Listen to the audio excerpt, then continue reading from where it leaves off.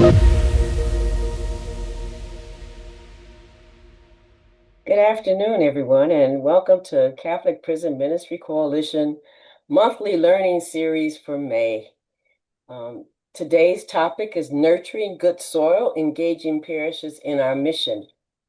Before we start, as always, I am Kimberly Limemore. I am the pastoral associate at a church in Chicago, St. Sabina, and been here and associated with CPMC for some years. So it's a pleasure to be with you on today and to help facilitate this learning series. We're going to open up in prayer, and then we'll continue on, and I will introduce our guest for today and invite you to engage and be open to asking questions at the end of the presentation. So let us put ourselves in the presence of God. Merciful and loving God, you sent your Son to bring hope to the forgotten, freedom to the captive, and compassion to all those who suffer alone.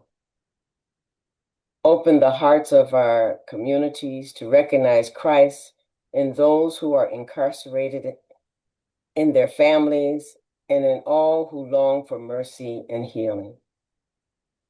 Remove from us fear and indifference and judgment.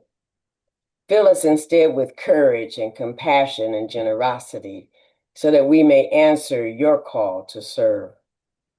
Stir within our parishes and our faith communities a spirit of mission.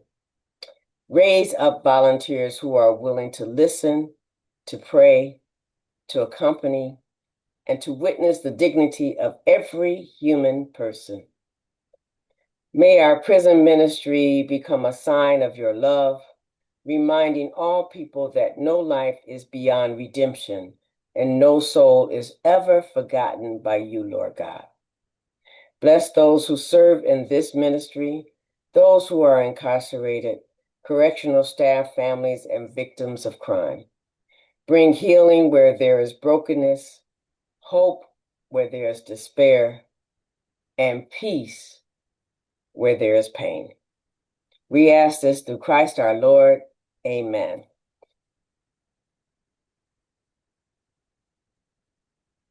So today, as I shared earlier, our shared mission, our theme for today is our shared mission to visit the imprisoned is a journey reminding us that prison ministry is not a special project for a few, but a shared mission for the whole church. During the first few months of the year, we have been exploring how we are called to encounter Jesus in the imprisoned through our various ministries. This month and into the summer, we enter into a second part of our theme and invite and equip our ministries to be more invitational and welcoming to the broad constituency.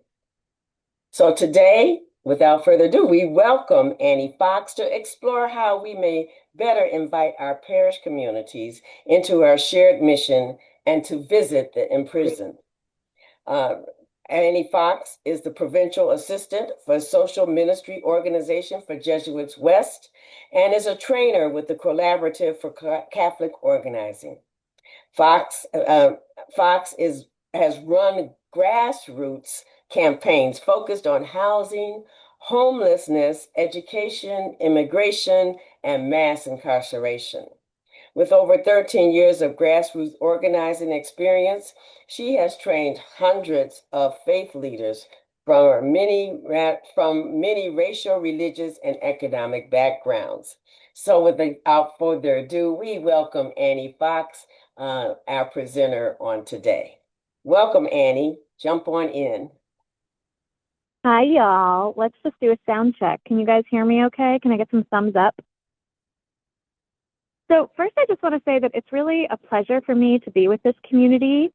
In my work for the Jesuits, I work on a number of issues, but most recently, a lot of my work has been on racial justice and immigration and some housing and ecology work.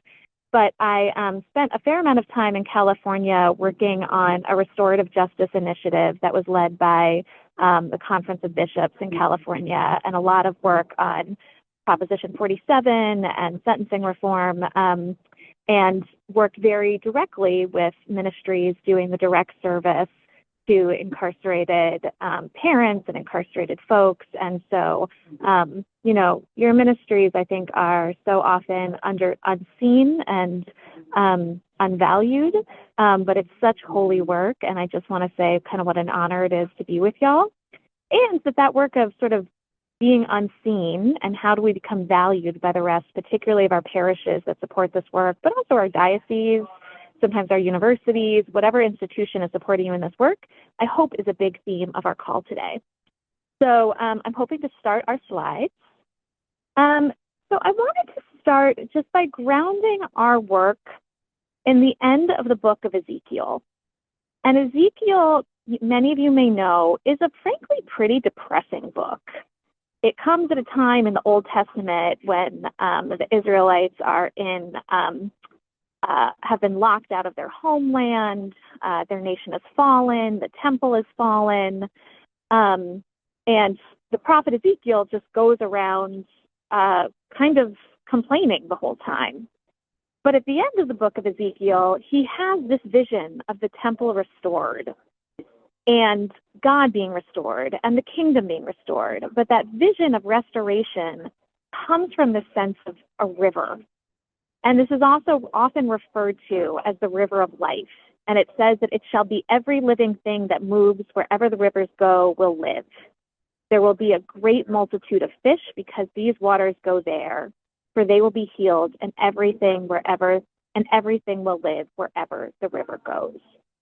And the river is flowing from the restored temple.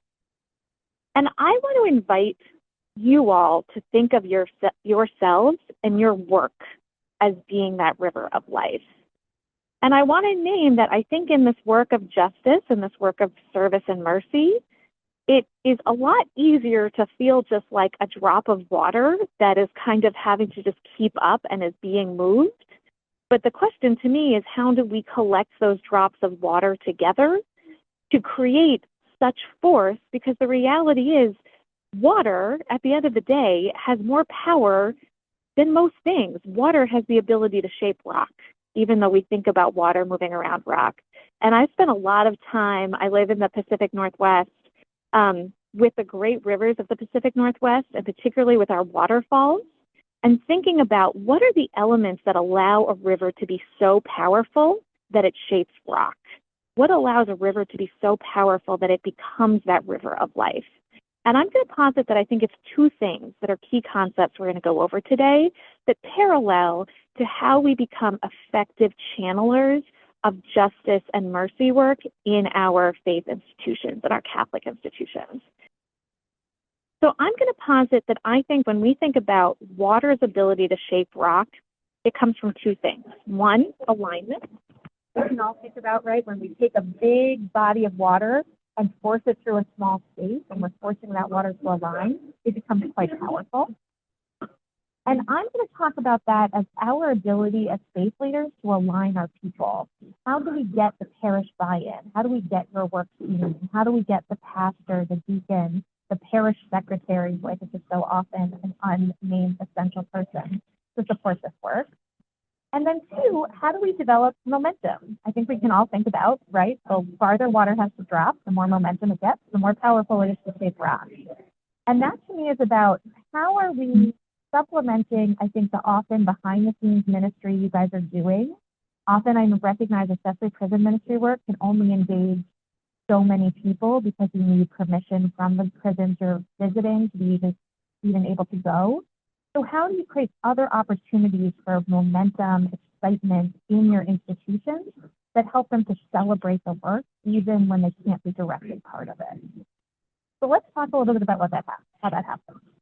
So one of the things I want to name is that alignment is just one of the natural gifts of the church, right? Faith traditions have been aligning folks into social movements for millennia. Inherently, the work of discipling and evangelizing is aligning people. So this is something we know how to do. but I do think it's something we want to spend a little more time thinking about how to do effectively, especially in the context of our institutions. So one of the things I really want to invite you to think about, and acknowledging that I work for the Jesuits, and so in the Ignatian tradition, we talk a lot about discernment.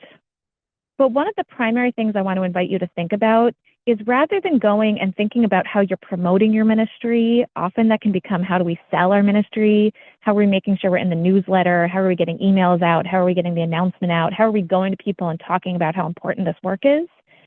I would really encourage you to think about instead, how are we inviting people into discernment that's really asking them to think about how the Holy Spirit is moving in them specifically, and ask them to really reflect on their call to this work. And I would talk about it in terms of their personal stakes in this work. And I want to name, particularly around prison ministry, I think there can be a sense that, oh my gosh, that's about the other marginalized people out there. Prison has nothing to do with me. Maybe I don't have directly incarcerated people in my life. But I actually think when we are going to people with the right questions, we can find ways to think about the ways that this work impacts them much more directly than we really realize. And I want to dig into two examples about that. As I said, I used to work in California, and two very different campaigns, but had similar examples of people who were struggling to get institutions involved in something, and went to people, rather than starting to announce and promote, went to them instead with questions. So the first example you see on the left, a small Methodist church in Temple City outside of Los Angeles, where the pastor had a lot of passion for serving the unhoused. And he wanted to create a drop-in center to invite unhoused youth, particularly, to come have food in the parish, get connected to the church, get connected to resources, etc. And he was struggling a lot with church leaders who felt like this was going to be inviting criminals into the community, who really believed in kind of law and order, and that the more you were creating services for folks, the more you were creating dependency. And so he had spent months trying to promote this ministry, and finally sat down with the head of his men's group. And his men's group was a former policeman on staff with the LA County Sheriff, who had been kind of quiet about this. And he said to him, do you think I could come talk to the men's group about why I think this youth initiative and this unhoused initiative is important? And the head of the men's group said to him, actually, I've been wanting to talk to you about this because my son is schizophrenic. And at various points in our lives, he lives on the street. And so I was actually wondering if you could connect me to resources. And I think that this pastor was shocked, because the head of the men's group was one of the stewards of the community, had been there for 30 years, longer than the pastor. As I said, a cop who had never talked about his son publicly in the community. And I think that it never occurred to this pastor that this head of the men's group, who was tremendously influential, actually was a quiet champion of this program and who could personally relate, but had never really been invited to tell his story and his connection. And his, I don't think his son had ever been incarcerated, but his son had many run-ins with law enforcement that I think he had to manage as a cop himself. And I think it made him realize that rather than going to the different ministry leads and sort of talking to them about why he thought this was important, he needed to be going to them and instead asking them what they thought about it, how they think the church is being called to serve the homeless. And that actually there were more people in the community who certainly believed in law and order, but had more appetite to take risk around supporting this program than they expected. A bigger version of that, and more connected to advocacy, is a big campaign that some of you may have heard of in Los Angeles that was around stopping the expansion of a youth jail and moving public funding instead into mental health services. And in that case, there was a group of particularly white allies who decided to organize themselves and spend months door knocking in neighborhoods of Los Angeles, kind of outside the direct city and more into the county, and talk to white folks about mental health services and asking them, have you ever struggled to get mental health services for somebody you love? And almost everybody they talked to said yes, because almost all of our families have been impacted by mental health crises. And in some of those led to folks talking about folks in their lives who had been directly incarcerated.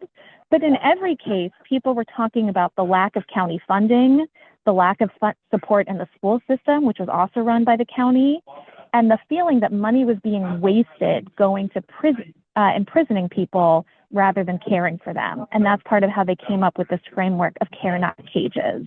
And that then led to what many of you may know was a huge victory in stopping the expansion of the LA County Youth Jail Program, and instead investing, I think it was something around the number of $1 billion in expanded mental health care programs in LA County. And again, that was going by inviting conversation, and I think particularly in our faith space, inviting discernment rather than just selling. So what does that look like? I think it's really about going to people and asking them, what's at stake for you? What's at stake for you around mental health, around criminalization in our community? What do you think it's going to take to do something about it? And what are you willing to do about it? And that doesn't mean we don't also do emails and announcements and flyers, but it means we really focus our time on what I like to call encounter conversations. So what does an encounter conversation look like? First, you introduce yourself, right? I would really spend time thinking about who are the influential people in your congregation. And we're going to talk a little bit about that later. But obviously, we introduce ourselves. I do want to name that I think it's important we sit down and we say to people, I'm here to talk to you about X ministry, or I'm here to talk to you about X advocacy campaign. And often, why you thought you should meet with them. What is kind of their role or their wisdom that you want to pick? And then the second part, and I really want to name this, I think this is often a countercultural shift. We're there to talk about them, but in order for us to really get to people's heart, I think we need to share a little bit about ourselves. And that doesn't mean telling your resume of all the different prison ministry work you've done. It really means talking about a story about what converted you to this work. Was it someone in your life? Was it your own experience with incarceration? Was it somebody you've served? Was it seeing a mental health system fail? And you may have some limits on what you're willing to share with people in your community, and that's reasonable. I never would want you to share something you feel private. But it is worth thinking about, what is your personal stake?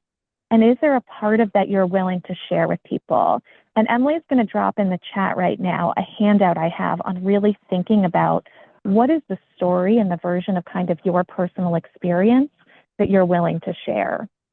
And really to think about a specific moment in your life that converted, because we know through Jesus that the telling of stories, the telling of parables is really how we move from head to heart, right? So what is your kind of personal parable that represents your commitment to this? And then we get to know our partner. Often as we talk a little bit about what we've done and why we're committed to this, that naturally brings up things. And people say, oh yes, I have an aunt, or, I was arrested 3 times as a teenager, and I recognize that through racial privilege and economic privilege that I'm not incarcerated today, or whatever it is. Or maybe you realize you need to ask them some specific questions. Maybe you want to ask about their experience with mental health care, their experience serving the unhoused, if they've ever struggled to get care for a child in the school system, and asking some questions about how they feel the system is serving people and what kind of mercy they deserve and what their faith says to them about this moment. And then I would really encourage you to think about an invitation to that person. Maybe there's an event you're doing to support your ministry you want to invite them to. Maybe you're hoping for a bunch of leaders to sign a letter supporting the ministry. Or are there other people they would suggest you talk to? So that's a little bit of what I mean when I think about going and discerning with people. And I have a kind of general slide I give people on thinking about different issues and ways that you might ask questions. But so I just want to offer, I think some particular questions around prison ministry, again, might be, have you ever struggled to get mental health access for a loved one?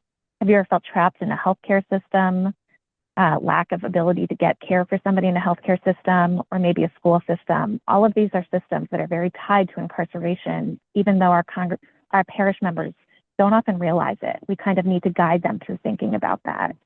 I would love to just see in the chat, as you think about this, are there other questions that to you come to mind of maybe we should start asking people about this. This is a question we could really start to pose to them to get them thinking about prison life and incarceration and the kind of mercy that God's people deserve. What are some questions you could imagine asking in your congregation?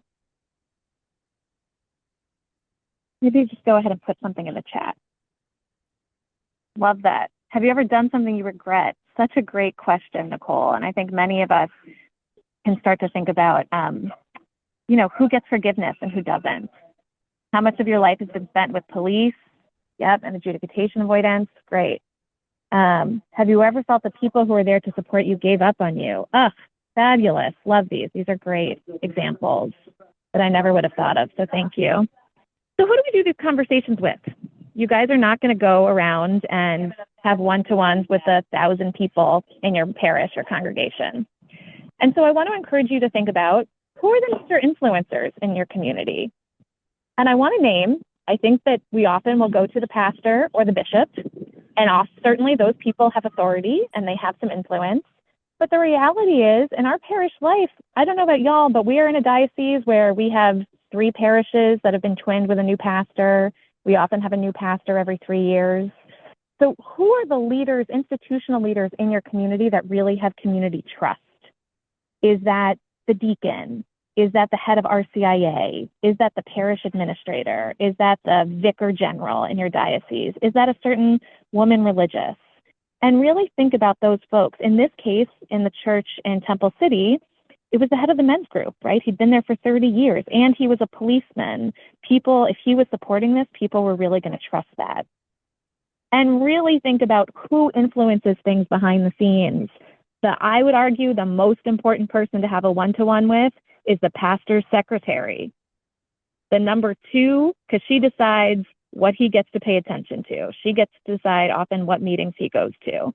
The second most important person is your facilities manager, because at the end of the day, he's deciding if you get the keys to whatever assembly hall you want.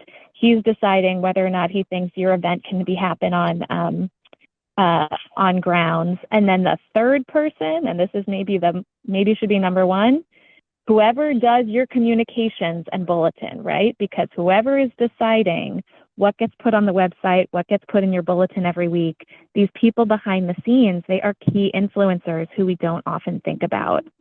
And then again, this question of who are some non-traditional supporters that you might think about. I think often we might have an inclination to go to St. Vincent de Paul, but who is your head of Knights of Columbus?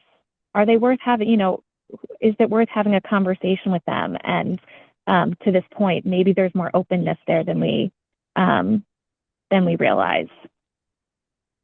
Okay, let's keep moving. And just to say, a piece of that you might want to think about is something we call congregational mapping that lets you really think about who are the influencers, who are the head of the various ministries. And so again, Emily's going to put a link to an example of a congregational map that might be a good tool for you. So, momentum.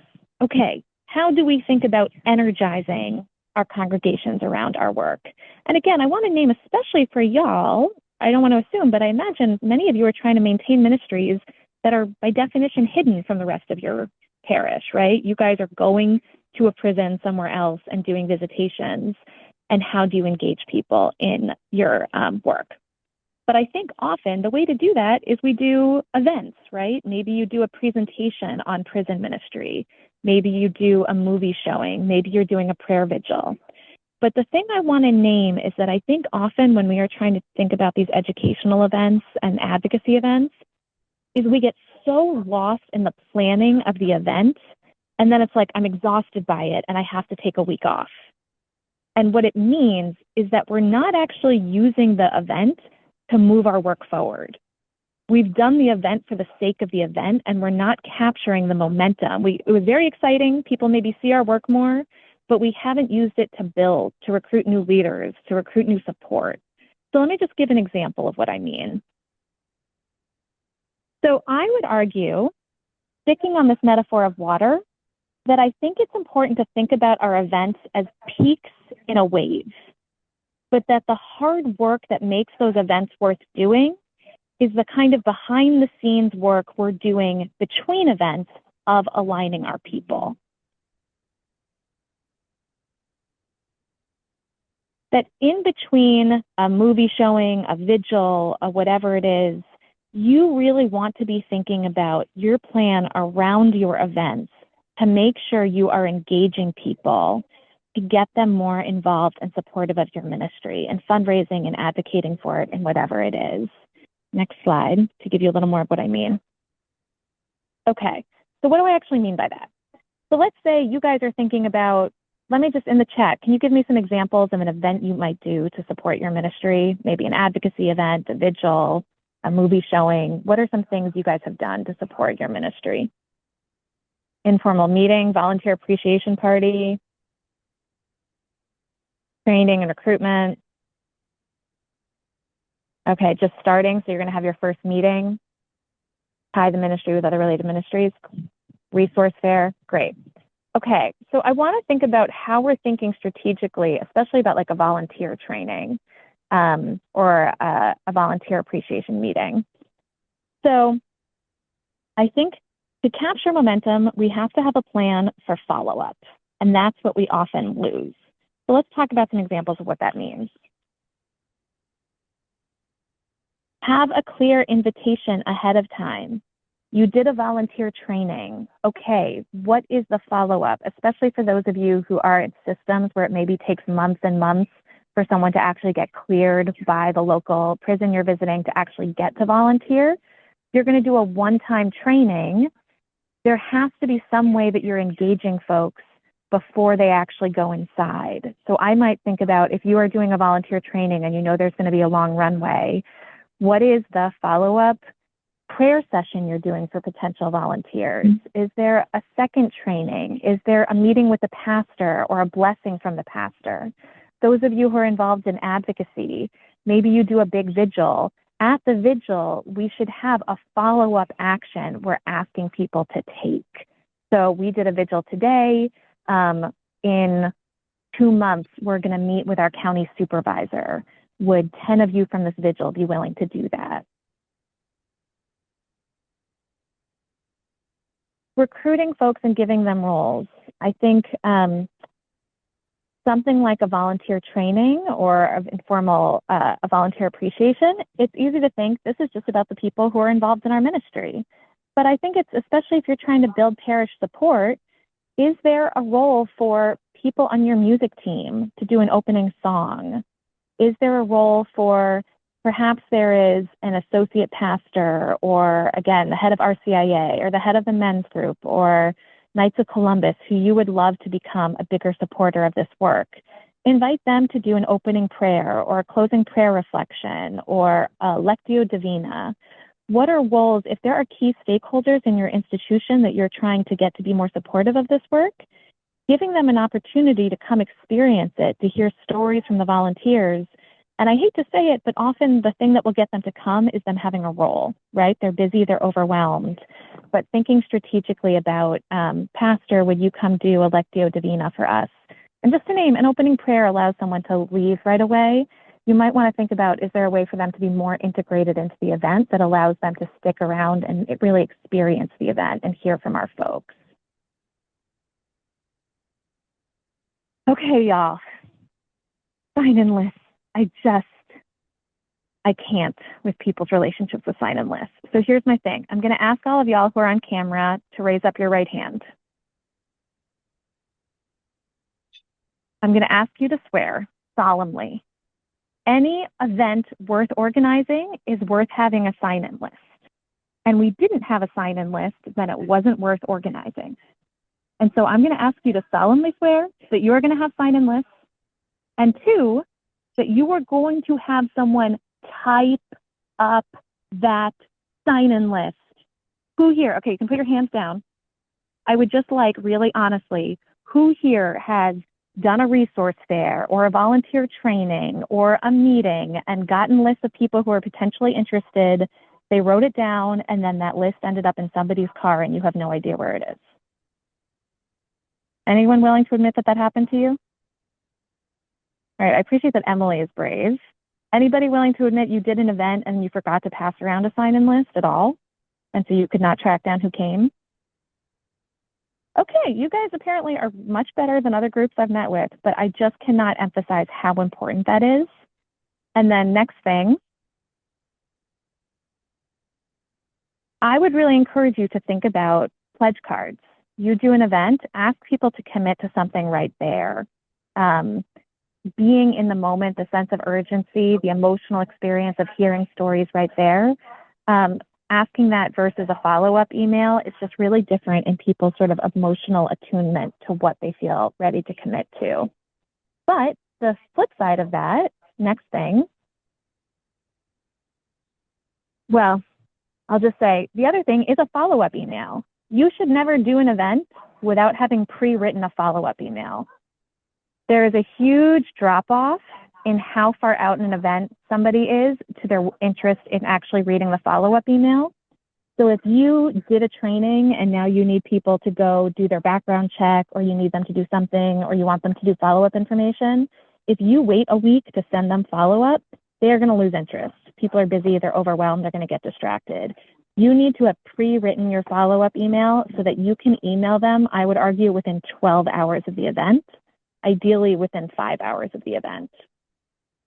And then, again, getting the word out from the event. Have somebody pre-assigned to do social media and to have asked, you've now already engaged your communications person in your parish. That communications person is very happy to put this event on your social media.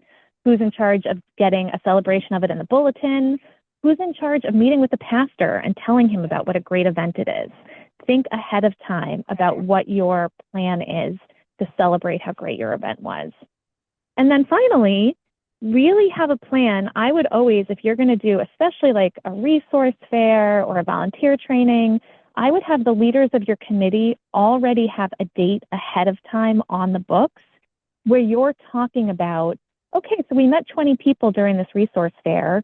Who were the 5 or 6 who really stood out as having some passion? Or we had 10 people go through this volunteer training. Who were 2 or 3 that really stood out? And have a one-on-one encounter conversation with those folks. Often when people come to these things, they're energized, and then we don't have time to meet with them, right? And so it's maybe 3 months before you have coffee with someone you think could be a great volunteer. Pre-plan to have those coffee dates, and pre-plan with your committee leaders your time to sit and reflect on who you should be having those coffee dates with. So I'm beyond my time. I'm just going to do one more slide to give a model of what this looks like, and then we'll move to question and answer. Let's go to the next one. So this is just an example of thinking about kind of a 6-month or a year-long timeline of what it looks like to do this in a way that is really growing your work. So for those of you who are just starting with, like, maybe you do in September, an orientation for new members, and you have 5 people on your committee, you're hoping you'll have 5 new people. You have pre-planned in between, you will capture the momentum because your 5 people are planning on each having a one-to-one with the new 5 people who came. And you're hoping those 5 people are going to take a role in the movie screening you're going to do. You're going to do a screening on Just Mercy in early October, and you're hoping the 5 new people who came, one of them will do an opening prayer. One of them will design the flyer for the event. You're giving them roles so they feel like they're part of the team. And then you're asking them who they can invite, who you don't know, who's in their orbit. And you're really then, after that event, the movie screening, you're reflecting with the new people. The 5 people who came, you say to them, hey, of the 40 people who came to the movie screening, who struck you as having energy? Who do you think we should be following up with? Who do you think we should invite onto our vigil planning committee? And so on and so on and so on. So that every time we do some kind of big event, we have a plan already in place for follow-up that is always thinking about how are we engaging the leaders who are developing. So folks who were willing to come to some planning meetings, how are we going back and reflecting with them and asking them what they think? And then how are we identifying new leaders? 40 people came to our movie screening. Did any of them seem passionate? Should we have coffee with them? Could we recruit them onto our next planning committee? So that's my spiel. Thank you all for listening. And yeah, I'm excited to move to conversation and question and answer. Annie, thank you so much. I mean, just the guidelines that you gave, excuse me, is not only good for recruiting prison ministry workers or prison ministry members, but also any ministry you're trying to recruit for, because it's really hard to do that sometimes. So we appreciate that.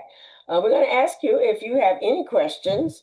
If you would, you can raise your hand if you know how to do that on the screen, or you can put something in the chat letting us know you have a question, but we'd like to entertain your questions. That's why we did it in this format instead of a webinar, so that we can see your faces and you can ask all the questions you want.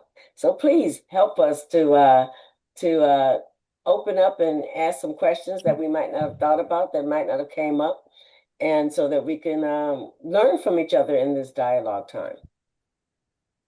And so while we're waiting on somebody to get brave enough, I'll do my first. Like I said, this is a wonderful presentation. I appreciate it. I think even like our parish is very social justice active.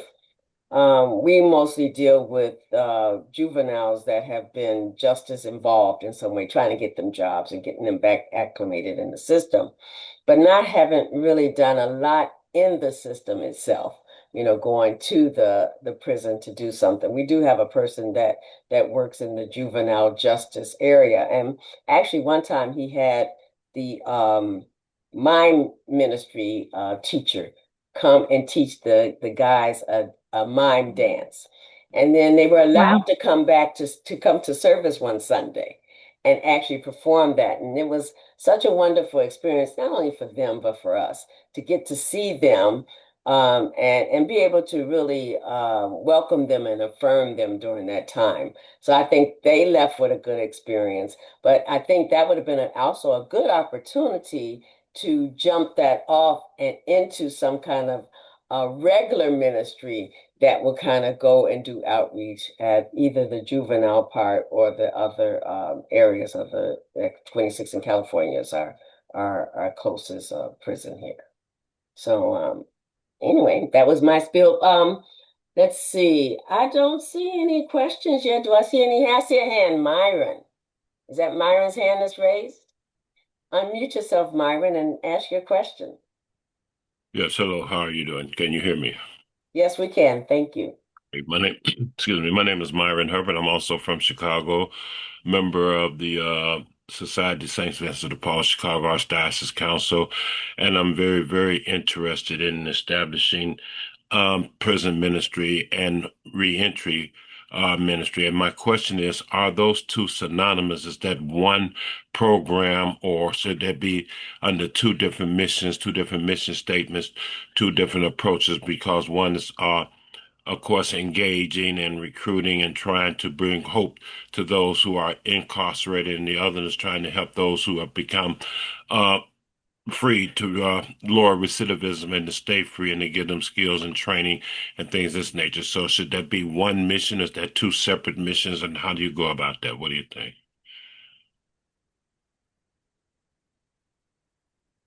I imagine there's a lot more expertise in this room on that than there is from me. So I don't know, Dr. Limor, Emily, if we should be pivoting that to the room or. Yeah. Anyone have any suggestions on that?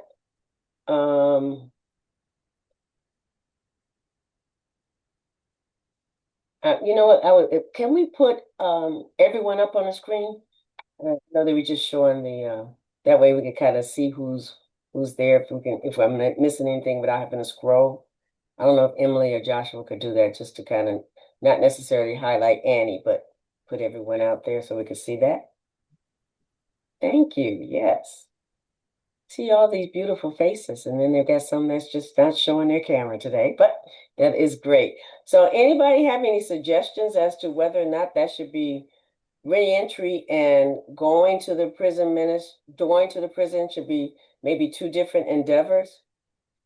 I think, to me, I think it involves kind of a different group of set of circumstances what you have to do. When you're going to visit, I think the ministries or the prison, I know, like, usually, and I know what we've had here in 26 in California was to try to, to get the people, it's cumbersome, as you said, Annie, to get in there. So you usually have maybe a set of people that normally go in. I'm not sure that so they already have their credentials on file so that they can go in and go minister to the folks in prison. As far as the reentry, you're dealing more on this outside, and you're trying to get, help people get reacclimated. So a lot of times when they come out, they give them what, $20 and a bus card to get wherever they got. Usually they don't have an ID. They don't have employment. They don't have a place to live even. So those things that they need for reentry, you need a set of like a wraparound services that would help them to re-enter back into whether it's an employment service. We have a group of what we call Strong Futures, which are helping those folks that are, like I say, justice involved. We're trying to get them back and re-entering them to the system, taking them to social services. Sometimes they just need food and a place to live. So the different things that we have to so there's wraparound services more required for re-entry than there are for going out for prison ministry. I don't know if that helps, but I it's a think question. It is something. Myron, Emily has something. I You okay. see that in the thing in the chat? I was gonna say something really good. I think it can also involve different sets of people, and one Mm-hmm. of the reasons for that is that prisons might require that people who visit are not involved in any way with other stakeholders in the present system and all that. So even uh, um, previously incarcerated, some prisons might say we don't want that to have that kind of connection between our prison ministry volunteers who come in and all that, just because there can be it's difficult to control the communications, the potential communications between people outside and inside, and they want to make sure that there's not that easy connection between the two. They want to separate both. I'd like to add to that, Kimberly. Mm-hmm. As a novice, I am so new to, I'm just now exploring and feeling the nudge about prison ministry, and I'm coming at it because of the immigration situation. And so I'm an associate with the Sisters of St. Joseph, and we have spent the last couple of months really just trying to gather information and training. I've spoken with Jorge actually and Emily who were on this call. There are so many of it. We're used to the services, right? We are used to being those people who um, are the helpers of the individuals or the helpers with community groups, but we're very hesitant to actually visit the detention centers, for example, although we haven't been able to gain access, but that's a story for another time, because for the most part, we don't feel equipped. So I think it's a great idea. All of this to say, I think it's a wonderful idea to recognize different gifts for different people, number one. Um, and the needs are so widespread, but also that there are people like ourselves who are feeling passionate, who are have discerned this call, but in that phase of trying to equip ourselves and train ourselves by helping behind the scenes or helping one-on-one may also bring us closer to the fold of the visiting. It's like training up and getting closer and closer and more passionate. So I just think that was a wonderful question that struck my heart as someone who's right there, who's trying to figure things out. I I do always say, also just if want God to, calls you, you God would equipped. I'm sorry. So hopefully they get that calling and unction, and know that God will equip, and so there will be some trainings that take place. I'm sorry, Annie, go right ahead. Oh, I was just going to say that I wanted to also acknowledge some questions that came up in the chat. Mm-hmm. I really appreciate Effie saying she wants to be brave enough to hold an event, which I think we can all relate to, and just how you think about speakers. And I actually think that a question like that, so the question is, do you have to clear a speaker with the diocese, which somewhat depends on the diocese. I would assume in most dioceses, the diocese is too busy to think about your individual speakers, that you would really clear it through your pastor, your pastoral administrator, but they may consult with the diocese.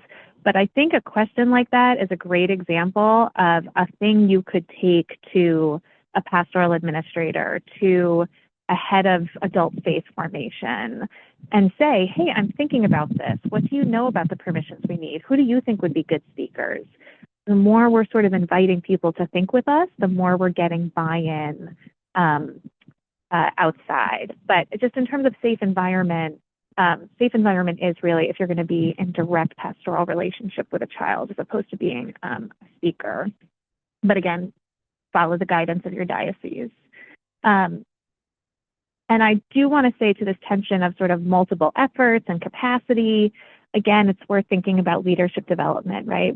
What is the capacity of the leaders? Is there a form of ministry that is serving the re-entered? Maybe it's drop-in program once a month. Maybe it's instead of you guys doing your own ministry, you're ready to send volunteers to another ministry, especially where I hear people talking about sometimes there's a ministry that has a leader with it that is not great at inviting new people. And I think it is a really smart thing to think about, is there something we could set up that is complementary that might be better at inviting new people? I think Kevin's question is good about, you have somebody, this happens in a lot of ministries, you have somebody that's dominating the ministry, but they're not that maybe that's not truly their call, but they've been there forever. And and so people are not really willing to join. How do you reboot a ministry like that? So I will say, and I don't know that much about Kevin's example, but I do think where there is entrenched leadership in something and they own the relationship with the outside partner, the pastor doesn't necessarily have the time or capacity to kind of deal with it. It, I think, is maybe about going around rather than through. So that maybe rather than a prison ministry, you're doing a retreat ministry where you're trying to get people into prison 4 times a year, and it's more about spiritual retreats. Or you're thinking about a ministry that's focused on busing families, get on the bus, busing families to be able to visit folks inside, or that you decide you are going to focus more on a reentry program. I do think there's a term that I sometimes like to call free radicals, of people who just, they're stuck to the thing they're stuck to and you're not going to move them. And I think thinking creatively about what's the thing you can do instead is more worth your time than trying to get through a buttress. Our cathedrals were built by buttresses for a reason. They're just hard to move. Okay. Well, our time is almost up. And so again, I would like to thank Annie. I'm not sure, is there a way for people to reach out to you, Annie, if they think about other questions or want any more information, or they could go through CPMC also and get some information to connect with you? Yes, I would definitely reach out to CMPC, especially because so many of your questions are more specific than I'd be able to answer to. And Emily can reach out to me to things that are more about parish engagement and capacity building. Okay. Again, thank you for this wonderful presentation. We thank everybody for showing up on today. And of course, we have a few announcements at the end of our here to share with you about what's coming up with CPMC. So are we going to put any slides up? But like I said, CPMC hosts monthly community A monthly community of practice gatherings open to anyone who would like to join to share challenges and best practices in ministry. This month, we will be continuing on the theme of parish engagement, and we'd love to hear more about what you are doing to engage parishes, how we can share resources and to improve our efforts and practice some of the skills we've learned today. So join us on May 27th. The link to register is in the chat. And please share that information. Also, CPMC is doing 2 wonderful retreats on this summer. We had one here last summer in Chicago. That was very engaging, a time to be able to connect with other people that are doing prison ministry. So this year is one is in San Diego, the other is in Philadelphia. In San Diego, our retreat will kick off with a talk with Father Greg Ball of Homeboy Industries. And in Philadelphia, we'll dive deeply into Pope Leo the 13th, 14th, 13th, 14th. Is he 14 or 13? I always get him. Pope Leo, papal motto, in the one, we are one. And what is the message of unity means for us in prison ministry. Book your spot today for one of these opportunities to renew your spirit and reconnect with ministers from across the country. So both these opportunities are open to everyone. So please feel free to sign up as soon as possible. I'm sure like either one will get filled up real quick. And finally, when the webinar ends, you'll be redirected to a short survey about today's event. Your feedback is important for us, and it's an important tool to ensure that we are meeting your needs, especially to this community that we are hosting. We thank you for taking a few minutes to share your thoughts and encouragement and any ideas and suggestions that you may have for future topics as we go forth. Again, we thank Annie Fox for joining us and taking her time and walking us through wonderful ways of how to engage our parish ministers into prison ministry and to kind of move them along. Sometimes personal invitation is the best invite to any ministry. So again, we thank you for sharing those wonderful tips and information on that, Annie. And again, we thank you for spending this hour with us at this training information session. So again, thank you. And as we go forth, have a wonderful, we'll be celebrating Pentecost in a couple of weeks. So we celebrate the birth of the church. So thank you for joining us on today, and we'll see you soon.